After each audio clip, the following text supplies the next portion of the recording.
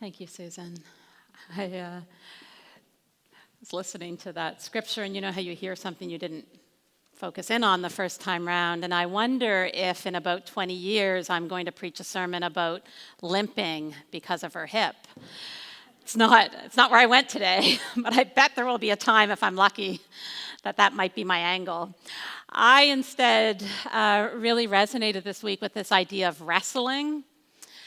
I grew up in a home with two older brothers, and so wrestling, I would say, was the main way that we communicated for the first, 15, 20 years of our lives. I don't know why it started. I don't know why we did it, but it was a near daily occurrence, just sort of wrestling on the living room floor. I think of it kind of the way, kittens learn how to find the boundaries with that roughhousing until they eventually learn that line between enough is enough and a good place to push the limits. And I'm curious if, and it might be a maritime thing. It might be, my brothers and I and our less than civilized rearing. Did anyone else do that? Okay, great. Feeling like I'm in good company. It was interesting to me that no one ever got hurt in wrestling. People got hurt playing street hockey and other things with the big brothers, but no one ever got hurt in the wrestling. It's almost as if there was this understanding that even though size and strength might be different, the point wasn't to take each other down, right? The point was to somehow, in some physical sort of way, just get in touch with something deeper, to just hold on until you were kind of spent on the living room floor. And I suppose for this reason, it's not surprising that I love this biblical story of Jacob wrestling, even though it's just one sentence that says that he wrestled all night with this stranger. This was the second sermon I ever preached was on this text, and I wish I could have found it to see if I was more brilliant then than now. So I don't remember what I said, but I remember it being so compelling to me years ago. Wrestling, the kind that happens on the living room floor, the world over, is not like other kinds of fight. It's not like a ballroom brawl. It's certainly not like the kind of fighting where one person is holding another down against their will. It's not even like the WWF, right, where it's all play acting. Wrestling with one another is real and physical and tangible. And a wrestling match like the one with my brothers, the one with Jacob, and that mysterious figure, some say that the place where that sort of intimacy comes from, that human relationships, those who study them often notice that it's the same kind of energy that propels both physical intimacy and physical fighting. So there is a really fine line there of needing to connect with one another and learning where our connection is actually fruitful for our relationships and well-being. Stories like this, though, they convince me that whole Jesus meek and mild thing, just does not go as far as God wrestling you in the wilderness. I love Jesus in the manger as much as the next person, but whose life stays in that place for long? The wrestling, the struggle with our faith, with one another, with how to show up in the world, that's the stuff where real learning and richness can come from. I think we can do an awful lot with a God who's willing to wrestle with us. And I wonder if it can be a way of thinking about our spiritual journey, how we practice it, right? How it is that our faith can either deepen or stagnate depending on how willing we are to show up to a God who's there in front of us saying, let's get on with this. Could the idea of this relationship with God being a wrestling partner, could it inform our spiritual journey?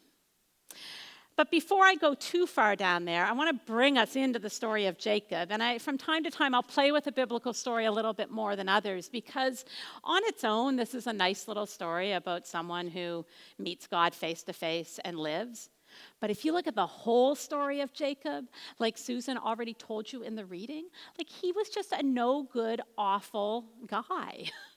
And like from the beginning, so he's being born with his twin, and Esau comes out first, and Jacob, of course, is grasping him by the heel. Their mother, Rachel, talked about how in the womb they were fighting. And at every stage in his life, he's presented throughout the book of Genesis. Go back to about chapter 25 and you'll see his whole story. He's presented as this one who's always a con, a cheat, always trying to get away with things and running from the mess that he's left behind. I often wonder, like, why the Bible is filled with so many people like this. Like, did they strategically do it? Or is it just the case that we are in the company throughout generations of all sorts of people who just keep making the wrong choices? Right? Are the biblical characters really just there as a natural mirror for who we are, to show us, this is where this road can lead, and transformation is possible even for you. So, where we pick up the story today, he's kind of at his wit's end. Like, things are really closing in. His brother Esau is after him. He had tricked their father out of the family inheritance back when his dad was blind and nearly dead, and where Esau, the firstborn, should have got all the family inheritance. Jacob got it for himself. So Esau hasn't been so happy with him. So he's at this moment. His father-in-law also is not so pleased with him. So he's taken off, trying to hide. And what happens is he finds himself alone in the night. And another part I wonder about in biblical stories, once before, Jacob was alone in the night and God showed up. Like, did it actually happen once or twice? Or is there some truth in the fact that that actually is when God shows up? Or maybe some truth in the fact that we only tend to notice that God has shown up in those moments when we're in the dark, when we're all alone, when there's nothing left to pull on. I want to take a moment and do an aside here, because I'm talking about God a lot here today. The thing about the Old Testament God, the Hebrew Scripture God, this is a really incarnate, relational sort of God. We read a few weeks ago the story of God walking through the Garden of Eden. Last week we read about God sitting in this image of being a stranger outside Abraham and Sarah's tent. There's no way around in the Hebrew Scriptures the idea that God is almost person-like. And I invite you, if that sort of image doesn't work for you, to imagine God more as a force of love. But I think it's a really great jumping off place for us to imagine that God actually shows up in human form. It kind of worked in the New Testament with Jesus as well. So just that caveat that if me saying God every other sentence, you want to say love, go ahead. Just say it how you need it to be. But this time, when God shows up and he's wrestled to the ground, something shifts for him. There is a transformation, and that's kind of what we're supposed to get out of this story. Is it possible? Is it our experience that God shows up in those moments when our own answers stop supporting us well? In those moments when there's nothing left to hide behind? In those moments when, like Jacob, we're hiding from bad choices, from all those times we let ourselves down or others down? Are those the moments when our "I've got this" veneer is thin enough that God can actually break through and show up in some sort of active way in our faith journey? Wrestling with God, I think it's like a gift, right? When you're done and you're spent, and you may even have your hip thrown out of joint, thrown out of socket, is it all worth it?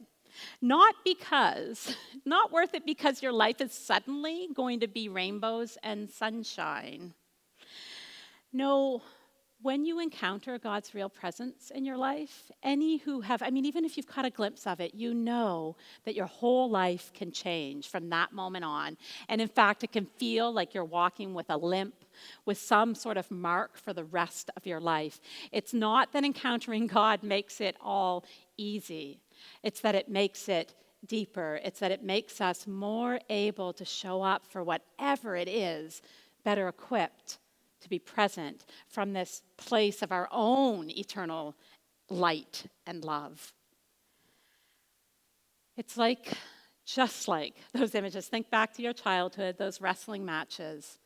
When you've wrestled with God, you know that holy presence in your fingertips, in your bones, and you know that God won't let you go, that you're in a relationship with the holy presence, that you are blessed, that you're not alone. And I wonder sometimes if what we need in life, what we desperately long for is really that simple, that connection to that source that is greater than us, to that love that is ever present.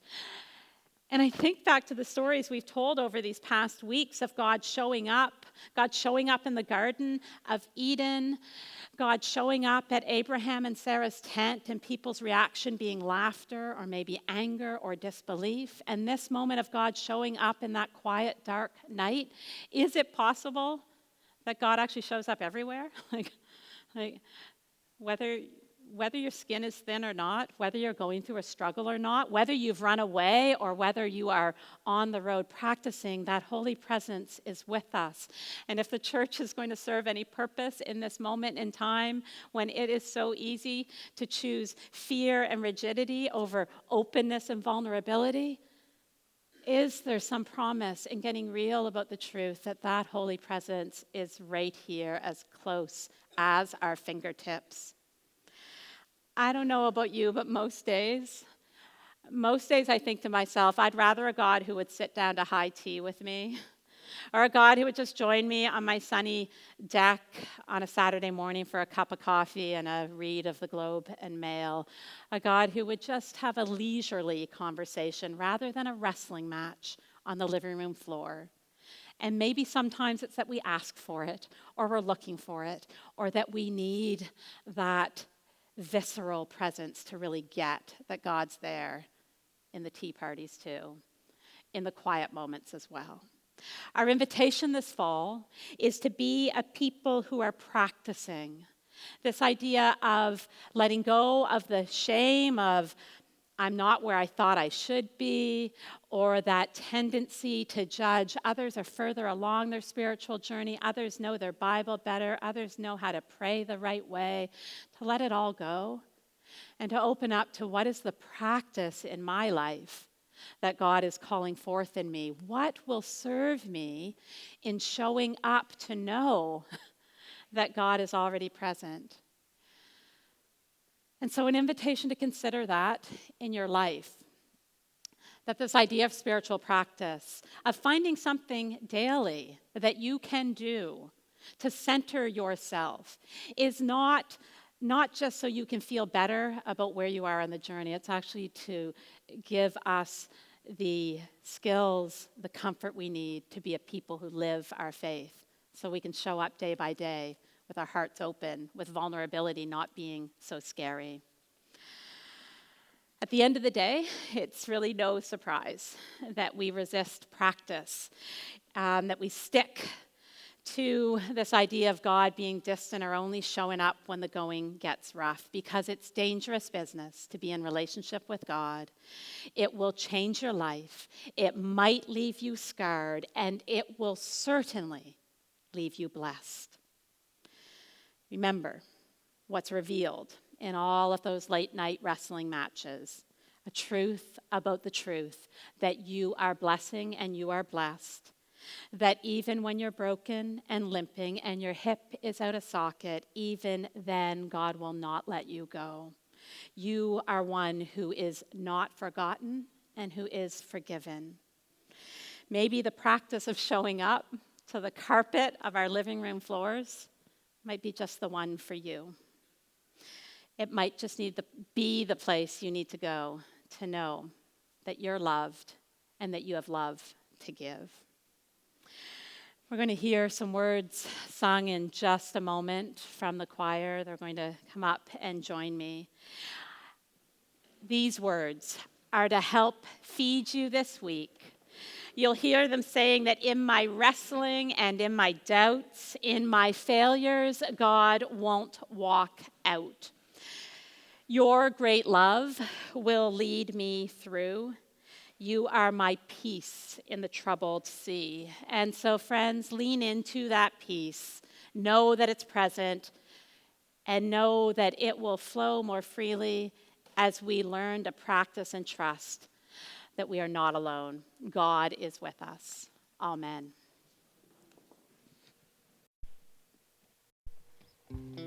So the choir is going to sing this song, so it's new, probably to many of you.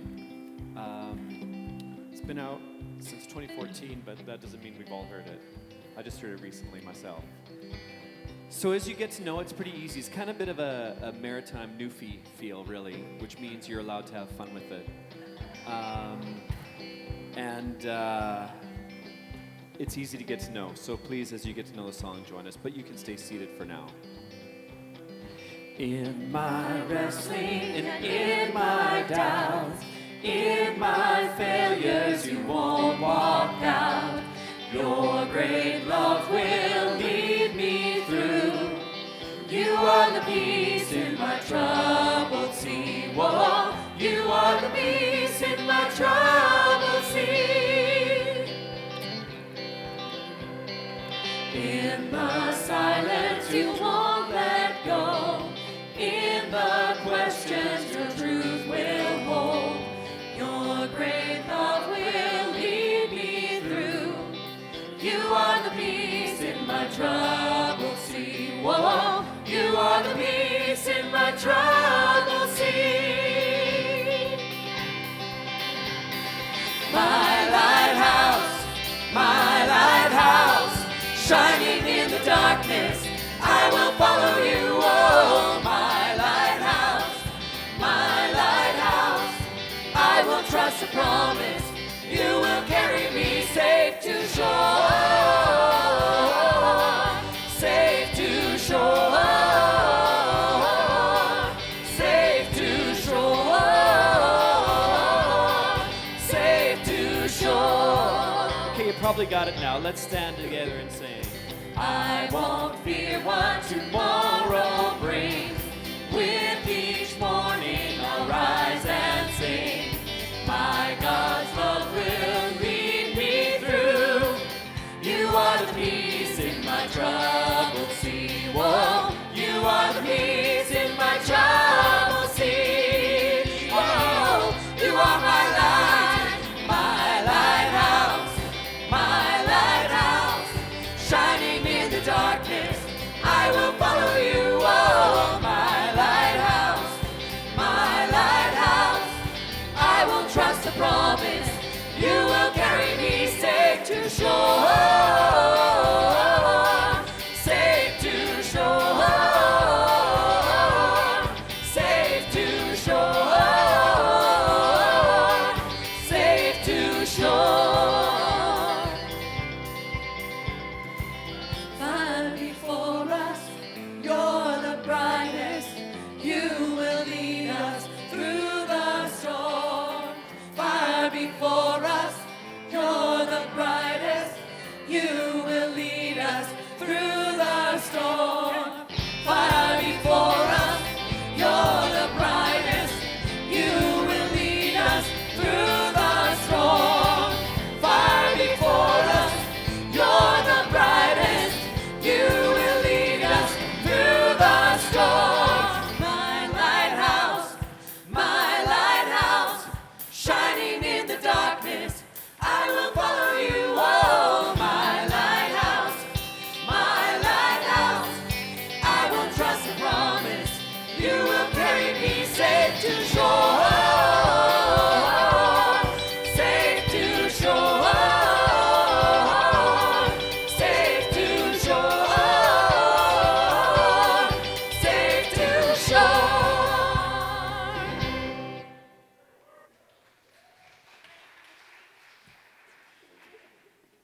All right, get our order right. Have a seat, and